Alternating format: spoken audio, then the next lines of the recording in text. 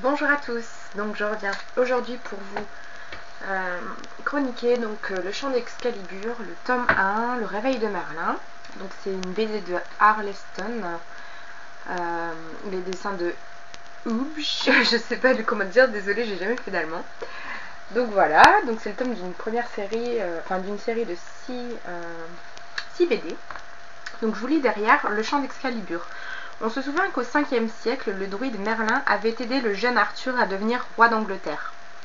Mais Merlin, victime de la fée Morgane, avait fini prisonnier au cœur d'un rocher. Plusieurs siècles plus tard, au plein Moyen-Âge, Merlin est libéré.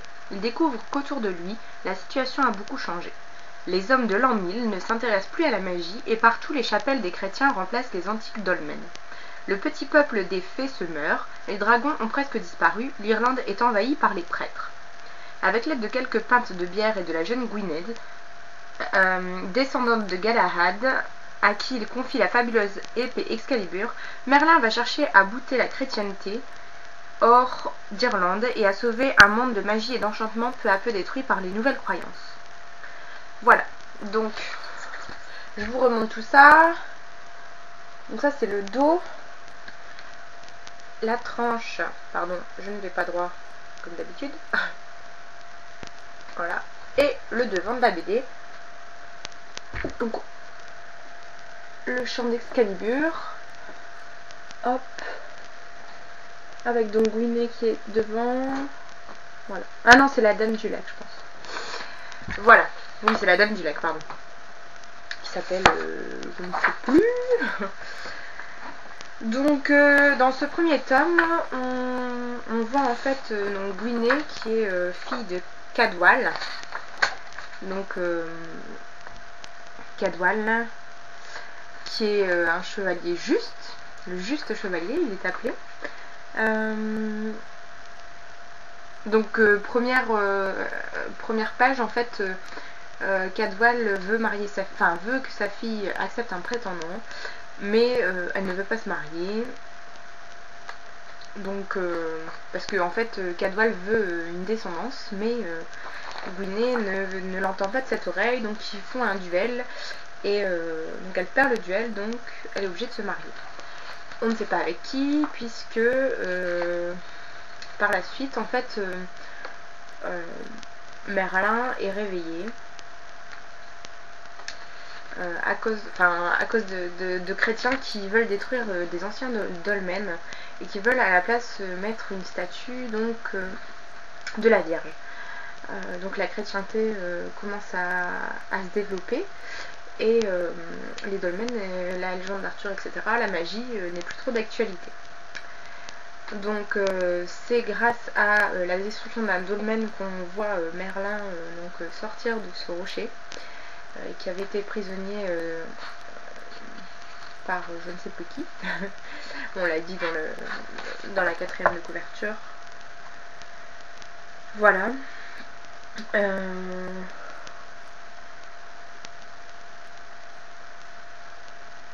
Bon, bref. De la fée Morgane, voilà.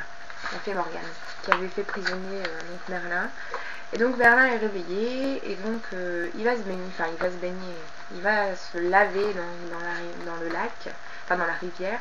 Et en fait Viviane, donc la Dame du Lac, va lui donner une mission, donc de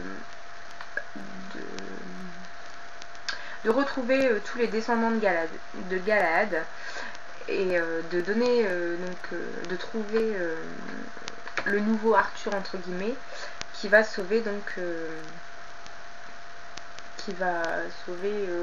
la légende d'Arthur, tout ça, enfin qui va je ne trouve pas le mot aujourd'hui, je suis désolée. Donc il va un peu sauver la situation et qui va rétablir la magie, etc. Voilà. Donc Merlin va finir par retrouver donc Gwynedd et il va lui donner Excalibur, donc l'épée.